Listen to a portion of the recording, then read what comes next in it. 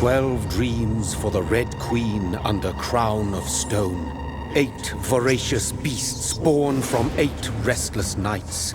4 nails piercing the flesh of the sinner. 1 prayer for the summoned, called by this song. 'Tis perhaps the countdown to oblivion for the once proud city of London. 'Tis perchance her inhabitants' last dance alone to face death and pestilence. Confronted by the eerie and unknown, mortals became desperate for answers. A flock's flight makes for an omen, the falling of a star a dire presage. Turning to priests for interpretation when there was no reason to be found. When religion failed, men turned to science. I saw them build such vain cities, crafting machines made for endless war. New questions flourished as old answers withered. What is darkness but lurking sun? What is wall but enslaved stone? What is glass but tortured sand? What is song but a call to arms? What is hate but jilted love? What is life but death pending?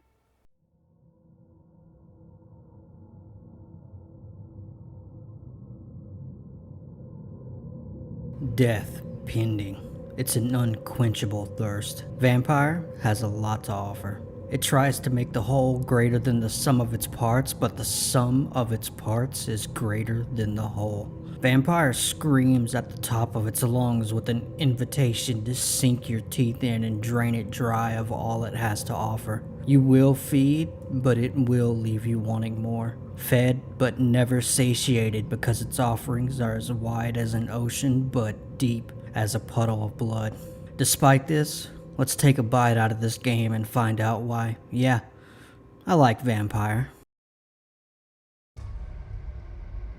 Vampyr was announced on January 20th, 2015 at a Focus Home Entertainment event. Developed by Dontnod Entertainment, the creative minds behind the critically acclaimed Life is Strange, Vampyr takes you on a thrilling adventure with an expertly crafted, morally ambiguous narrative. According to narrative director Stefan Boviger, the team considered setting the game in the 1950s during America's golden era, but ended up choosing 1918 London instead.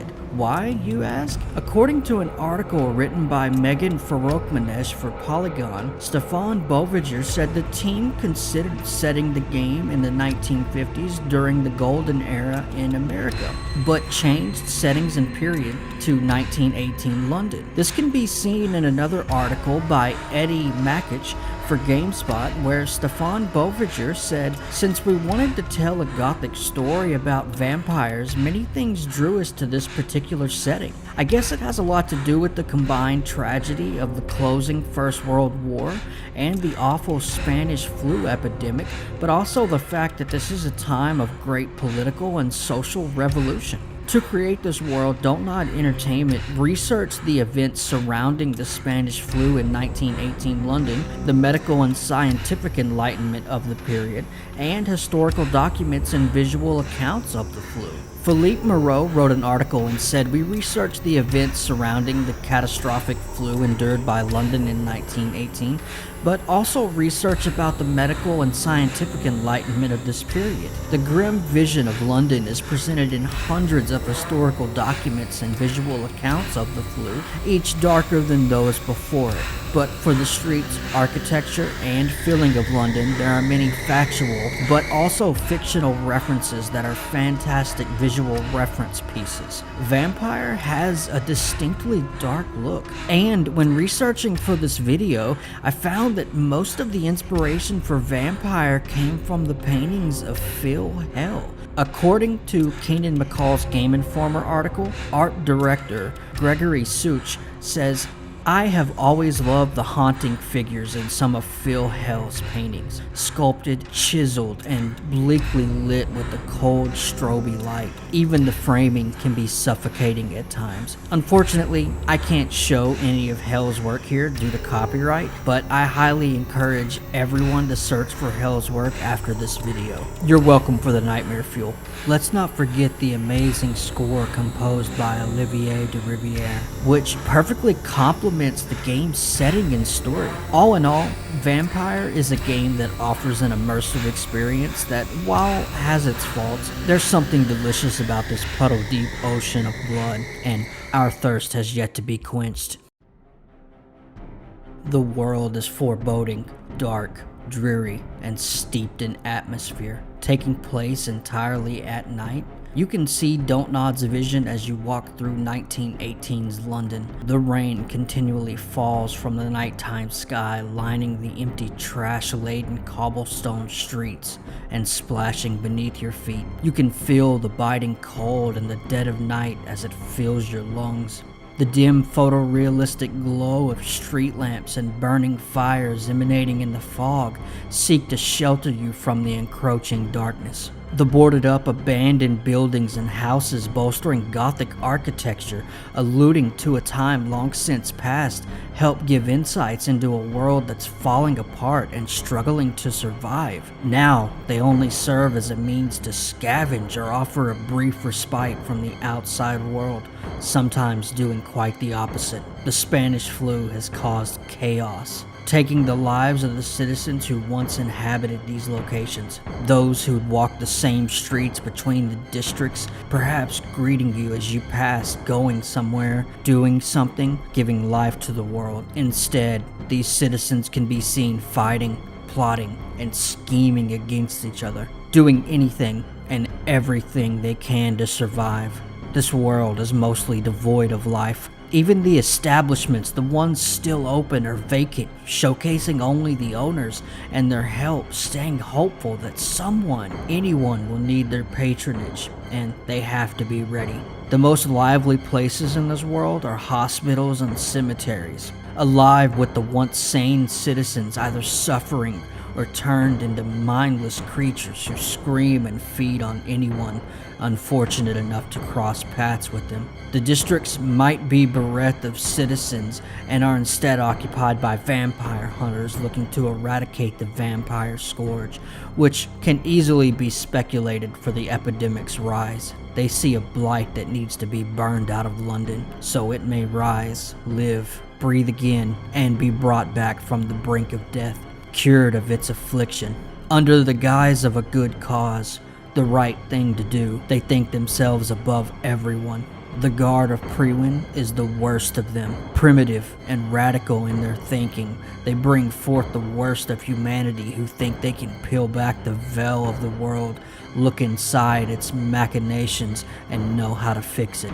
They stalk the streets as if their presence is welcomed and constantly battle with the Skulls, who, just like the Guard of Prewin, have been avowed by even the Ascalon Club. While you'd never know it, the Ekons also move in and out of the shadows, feeding their agenda and working towards their ultimate goal of remaining in the shadows, revealing themselves only when they think it is advantageous or favorable to them. They seek to rule from the shadows, hidden behind the shroud of night and blissful ignorance. Vampires don't exist after all. Some seek to remain in the shadows and wish to hold no power beyond their survival. The Sewer Skulls, who inhabit the catacombs and caverns below London, are exactly those. Hiding in a built-out section with walkways and stairs to multiple levels feels more exciting due to the difference in visuals. You're in for more than you can drink as you step inside the Ascalon Club, though. The place is a sight to behold, with its breathtaking design and impeccable management, but don't let its impressive exterior fool you. The walls are not invincible. The Guard of Prewin has made a powerful enemy. Undeterred, you make your way through the gore-filled entrance and into the lobby, which is open and spacious. The sweeping staircase on either side leads you through narrow balconies and into the main chamber, where Lord Redgrave and his followers conduct their rituals, their meaningless ceremonies. Lord Redgrave is nothing more than a pretender, a false prophet in wolf's clothing. In stark contrast to the Ascalon Club's cold and unwelcoming atmosphere, Lady Ashbury's mansion is a warm and inviting haven. While the vestibule may seem limiting, the tea room is awe-inspiring in its simplicity and verticality. The outside of the mansion is a feast for the eyes, but the inside is just as accommodating, with a comfortable and inviting ambience that's hard to resist. A vast picture has been painted for us, a world that embodies the aftermath of a catastrophic epidemic. It's a hauntingly beautiful sight, but as you roam around the 4 major districts, you start to realize that the world lacks diversity. The Gothic architecture, which initially catches your eye with its grandeur, is repeated so often that it feels like you're walking in circles. Don't get me wrong, the world has its exceptional spots, but there's not much left to explore after a while. You're locked in a fierce battle with a formidable opponent, and their attacks are coming at you vicious and fast, but you're not one to back down easily. You deftly time your attacks between theirs, dodging and weaving with grace and precision. You're so focused on the fight that everything else fades away. Your pulse is pounding, your hands are starting to sweat, but you're determined to emerge victorious. Finally, after a few more attacks, dodges, and one perfectly executed parry, you land the finishing blow. A wave of relief washes over you as you let out a satisfying sigh. This is the kind of thrilling combat experience that Vampyr promises to deliver, with a range of weapons, vampiric powers, and other mechanics to keep players engaged. However, despite its slick design and impressive feature set, Vampyr suffers from an identity crisis. There is no definitive proof they were borrowing from the Soulsborne template, but there are some glaring examples. Bloodborne was released on March 24, 2015, which was early in Vampyr's development cycle. There was also a Reddit Ask Me Anything on June 4, 2018, where many questions were asked to Dontnod, but specifically, Silent Dragoon asked QA lead Vincent Eustache, "What would you say is the most important change you made to Vampyr in the last 3 to 6 months based on early feedback?" Vincent responded by saying, "The most important changes were definitely about the fighting mechanics and balancing throughout the game, since we wanted every type of player to be able to enjoy the game and still be confronted with a challenge. It tries to be deeper and more advanced than it is, and as a result falls short of its promise. The combat in particular is often dull and lacking in real depth despite the variety of weapons and powers on offer. While the game borrows heavily from the Soulsborne template, it fails to fully realize this combat style, making it a letdown for fans of the genre. But where Vampyr shines is in its richly detailed world, populated by a diverse cast of characters with their backstories and personalities. From Jonathan Emmett Reed, the doctor turned vampire at the center of the story, to Old Bridget, leader of the Sewer Scouts, Camellia, the friendly yet elusive mute. Every citizen of Vampyr is a fully realized character with their motivations and secrets. As you explore the game's world, you'll uncover alliances, relationships, and connections between these characters that will keep you engaged and eager to learn more. Perhaps most intriguing of all, every citizen is on the menu. You can choose to feed on them as you see fit based on your moral code and personal biases. Maybe you'll choose to spare Corcoran Tippett even though he said something that rubbed you the wrong way, while choosing to feed on Gwyneth Brannigan for no reason other than you didn't like the way she looked at you. These choices add an extra layer of depth and complexity to the game, making it a truly immersive experience. Overall, Vampyr is a game that both excites and frustrates in equal measure. While its combat may fall short of its promise, its richly detailed world and cast of characters make it a game worth playing for fans of the genre. I do believe more focus should have been put on your choices changing the world and story around you, because each citizen's worth is self-assigned. Were this to be fully realized, this part of the game would have been near perfect. Deep as a puddle, the water splashes beneath your feet, expanding outwards and covering the surrounding area. Among your spoken thoughts, you hear your footsteps echo off the concrete-laden buildings as you walk the empty street. Just 150 yards ahead of you, you see two men who are speaking with each other, but you can't make out what they're saying. As you get closer, you can hear them arguing.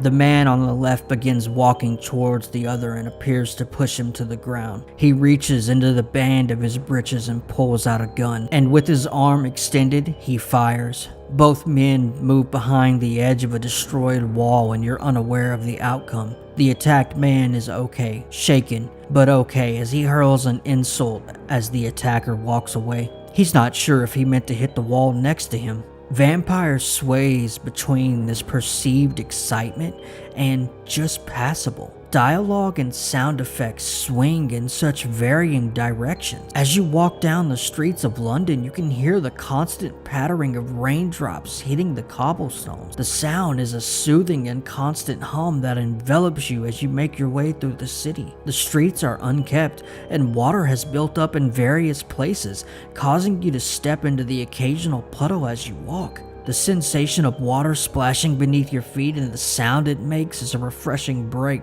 from the monotony of hearing your boots on the cobblestone. The combination of the sound and sensation of the rain and the uneven terrain of the street makes for a unique and memorable walking experience. Wide as an ocean. You need only to listen to the soundtrack linked in the description to understand how wide this ocean is. But there's one quote from a Pushsquare article by Banas that tells us all we need to know. Olivier Deriviere says, "Beside my own cultural experience, I didn't look to anything else but the game. I think if you want to create what a game needs, if you want to find the musical identity, you can definitely get all the answers by researching and playing the game." Vampyr was very inspiring on so many levels. The music I'm listening to right now is something that truly moves me. It's not just a collection of melodies and rhythms. It's a beautiful combination of emotions, experiences,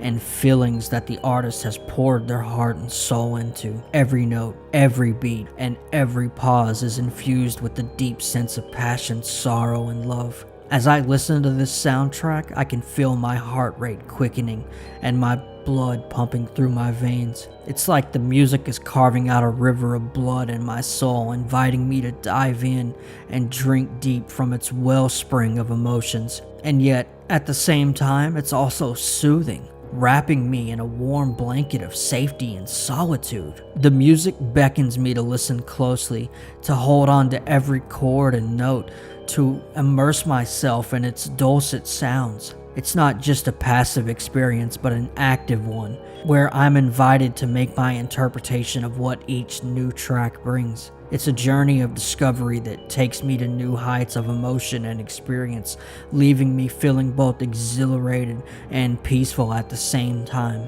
I have too much I can say about this soundtrack, but nothing could compare to listening to it yourself.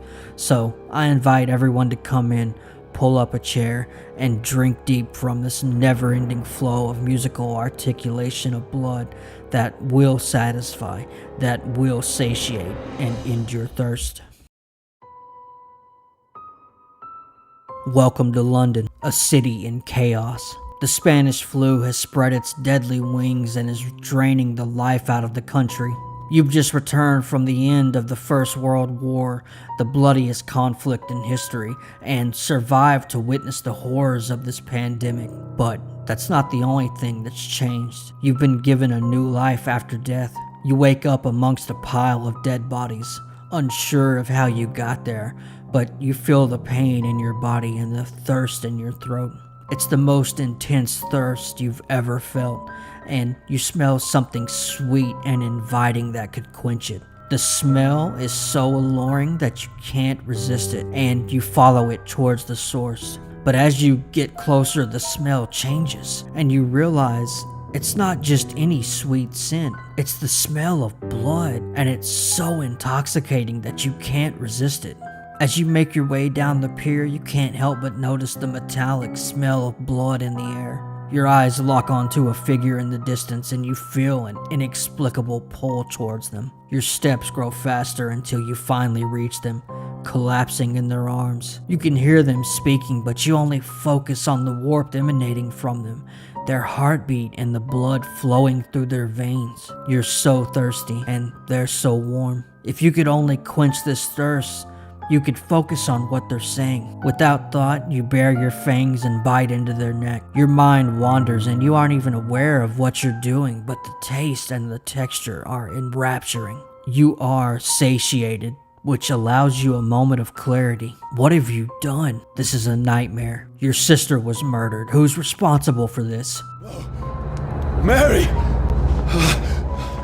You've just murdered your sister, but how? Why? Even in your newfound clarity, nothing makes sense. This is a nightmare. This isn't you. It's not something you would do, but you can hear screaming around you. You have to explain yourself, but bullets are flying around you. Some are so close you can feel the wind being cut as they barely pass you. Will they not listen to reason? You don't have time to think and you have to run. If you can just get far enough away from them, you can think clearly and finally figure out what's going on. You find a machete and you're forced to use it. It feels like you're on the front lines again. This war isn't over yet. It's just the beginning. Finally, you found someone who might listen to reason. If you could just explain yourself, you're sure they would understand. You hear the click of the gun. They will not listen to reason and keep calling you a leech. You must keep trying though. They have to listen now that you've laid down your arms.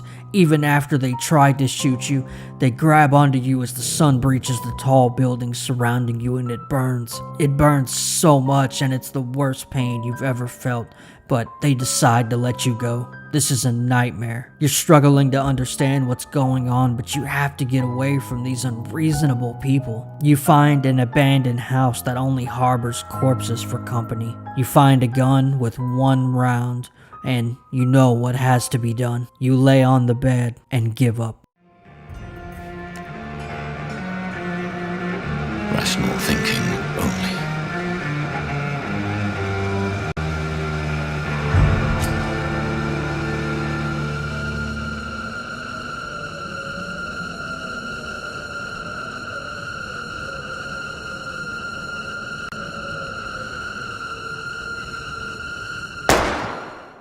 You wake sometime later, but you're still in the same bed, surrounded by those same walls, holding that same gun, but you feel different. This is a nightmare. You have to keep moving, but you are different. Faster, stronger, better than you've ever been. The smell of blood lures you to a pub and everyone looks normal enough. The person you're looking for is upstairs right now. You sneak your way upstairs, trying to listen to the conversation on the other side of the door. He's not alone, but they found you out and invited you in. You open the door, but you're stopped in your tracks by the blinding light of a cross. Faith burns your eyes and scatters your senses. After a little convincing, the man agrees to speak with you. Dr. Edgar Swansea. He confirms he's chasing the same person and agrees that your objectives align for now. After you speak with the owner of the pub, Tom, you find out that his old friend William came in that night and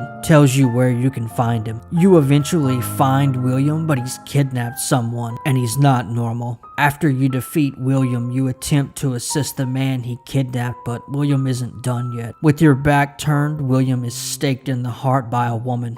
After some reduction, you learn that she's the same woman Dr. Swansea was speaking to in his room. She leaves in the blink of an eye before you can ask her any questions. She's just like you. Dr. Swansea appears with the boat as if this was planned from the start. The kidnapped man, known as the sad saint of the East End, is hurt, so you help him into Dr. Swansea's boat. Dr. Swansea confirms he's taking you to Pembroke Hospital, the institution he oversees, and he wants you to join the staff. After all, any institution would love to have the famed blood transfusion expert, Dr. Jonathan Emmett Reed, amidst an epidemic. Unable to face your mother, and with nowhere else to go, you agree to join his staff. You can use your time at the Pembroke to research your condition. Once you've arrived, you decide to take a walk before settling in, and you find an unsavory individual named Clay Cox. Clay's not a very nice person, but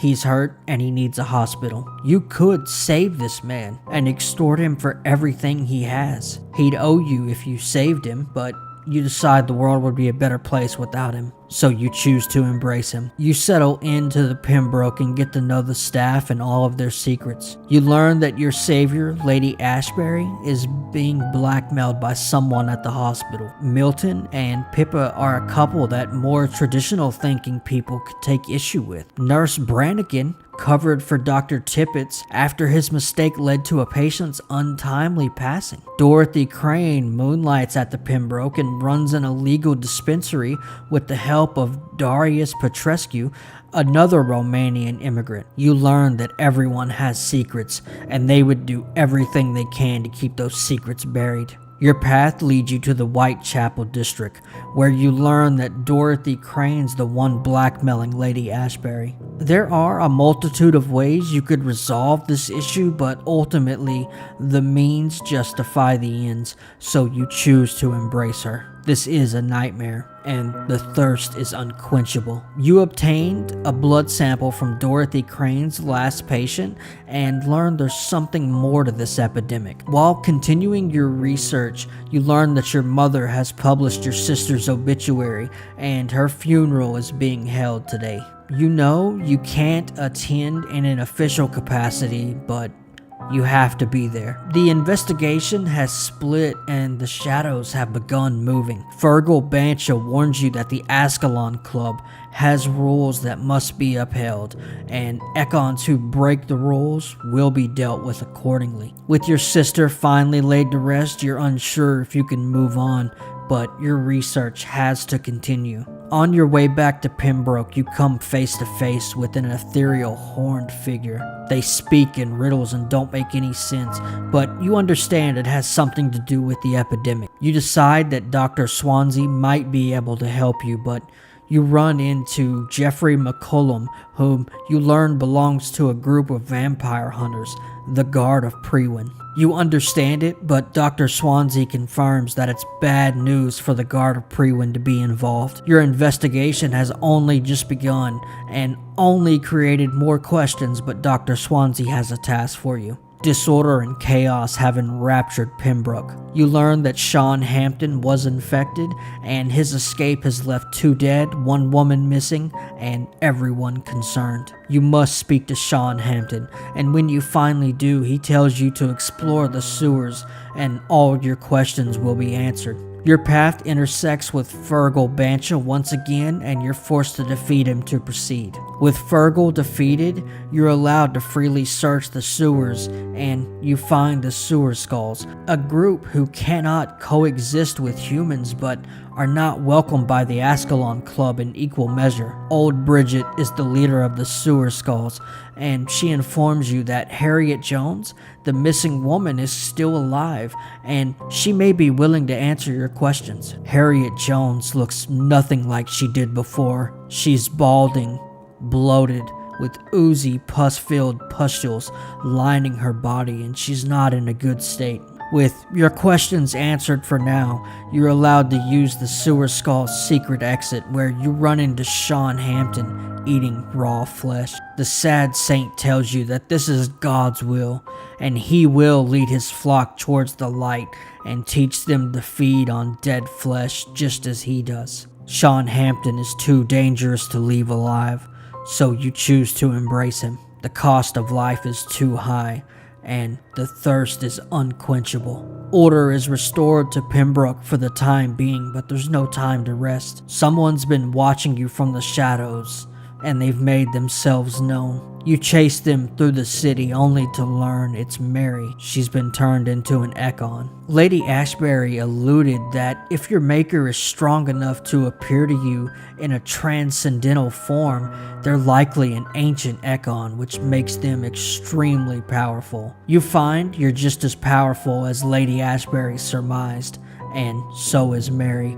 But she's given in to the bloodlust. She's lost in that very darkness you found yourself in when you first woke. You're forced to kill Mary for the second time. This is a nightmare, and the thirst is unquenchable. You lay Mary to rest for the final time, but there's no time to mourn because you received an invitation to the Ascalon Club. who could be a powerful ally. You meet Lord Redgrave and you're suspicious of him, but you know that their resources can be invaluable. Predictably, the Ascalon Club wants you to root out the epidemic in the West End, and you begin to question their resources. Why would they trust such a mundane task to you? Reservations aside, you know your research can be furthered if you seek out the source of the epidemic in the West End. Before you leave, you're forced to partake in a needless ceremony that seems more like a validation ritual.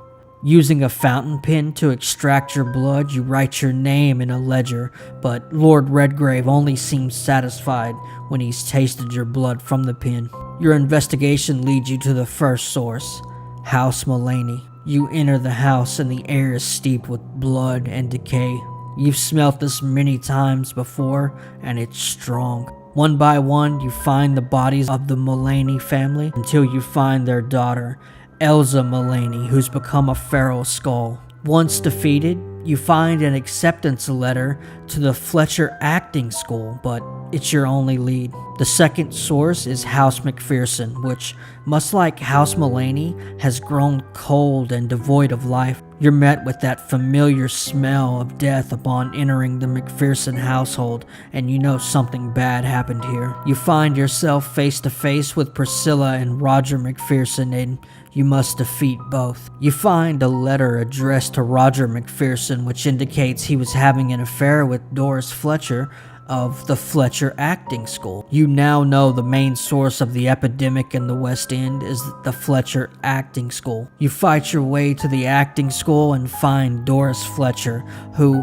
while being quite dramatic, is your first real fight. You learn to focus your attacks on Doris and dodge her mindless followers. You finally defeat Doris, and after rejecting her advances, she grabs a lantern and sets herself on fire with the promise that you'll remember her.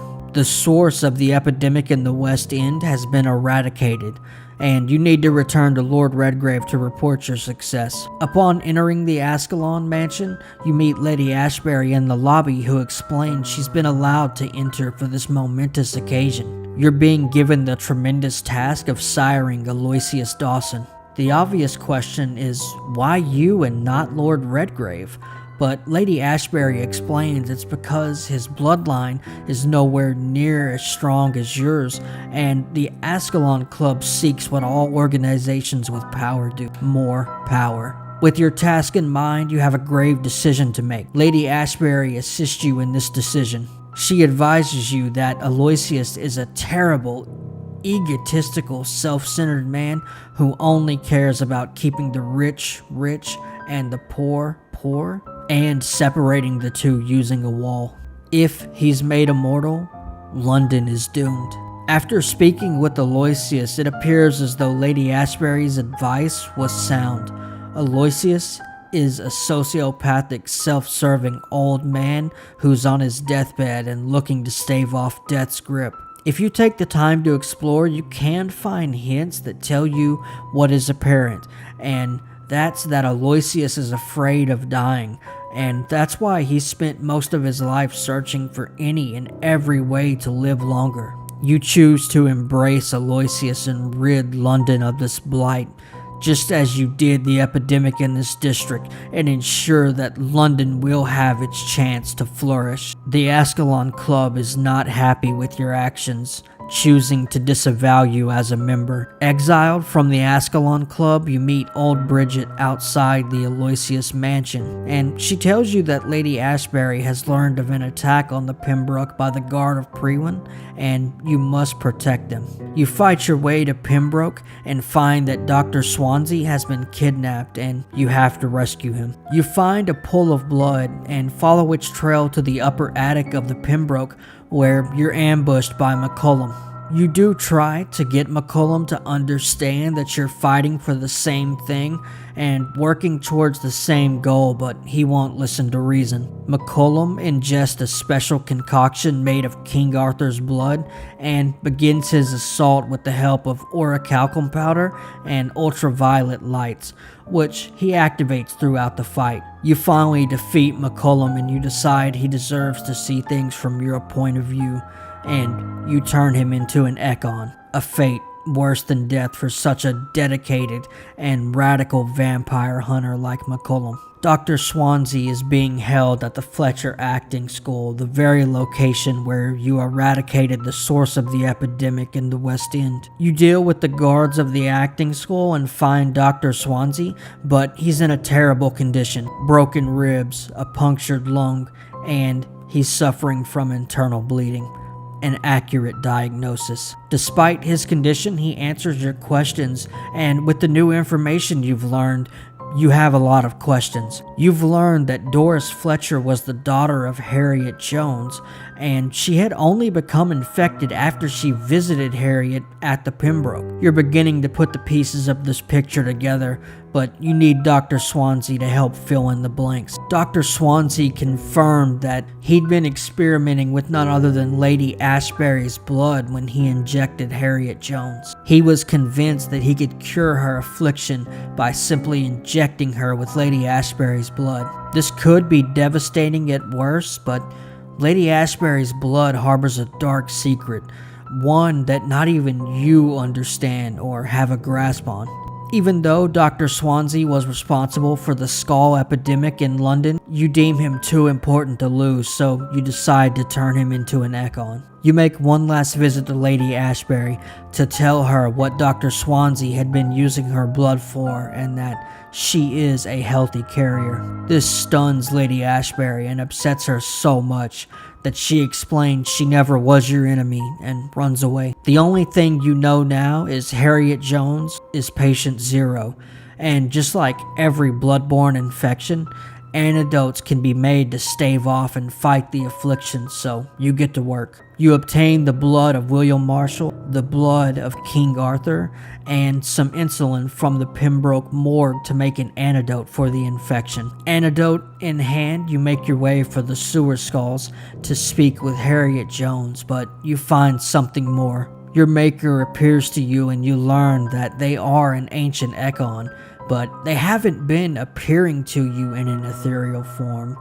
That is his body. Your maker makes a point to tell you that he's not made of blood, but instead he is blood. He's very cryptic like always, but he does explain that his name is Mirden Wilt, the wild horned man, and that Harriet Jones has been infected with the blood of hate, which will give birth to a disaster. But instead of this being a generic blanket term, he means a disaster as in the Red Queen's birth. The Red Queen is the mother of all Ekons, including Mirden, and she lives to incite rage and chaos, and she's the embodiment of hate itself. You're unable to reason with Harriet Jones, and you use the antidote so you can fight Harriet without getting infected.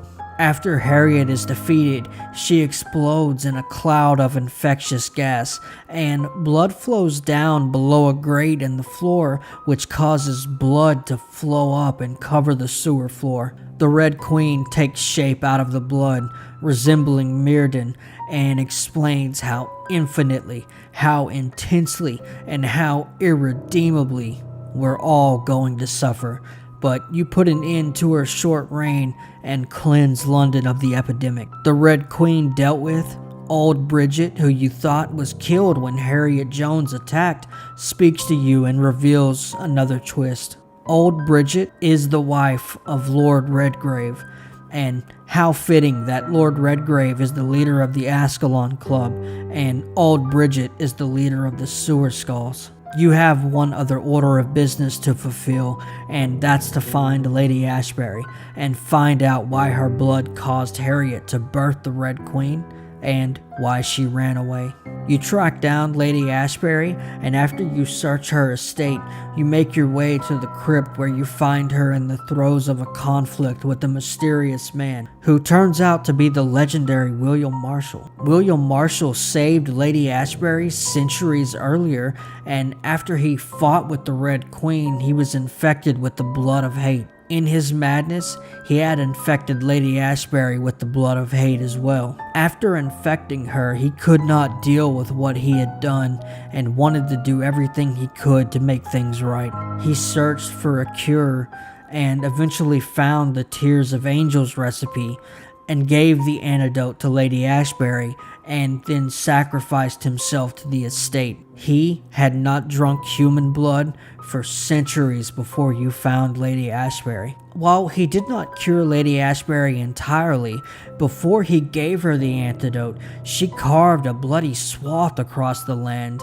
her bloodlust unsatiable. After you learn this revelation, Lady Ashbury finally ends William Marshall's life with his acceptance, and she plans to end her own life so she can prevent her blood from being used to create another disaster. You finally convince her that you're the foremost authority on blood transfusions, and with the help of old Bridget, you will fully dedicate yourself to finding a cure and further perfecting the Tears of Angels antidote. Lady Ashbury is convinced of your plan to find a cure, and this ends the story of Vampyr. Have you played Vampyr? It's a game that's worth your attention, but there's something about it that just doesn't quite hit the mark. It's like there's a veil over the whole experience, trying to hide some of the game's flaws behind a pretty facade. Don't worry, it's not all bad news. Even though the combat leaves something to be desired, the story is expertly crafted and by far the game's strongest point. Honestly, it's worth picking up the game just to experience the story alone. There's still some life left in Vampyr, and what is life but death pending? If you made it this far in the video, I'd like to thank you so much for watching. Please take the time to like, share, comment, and subscribe, and stay leveled for the endgame.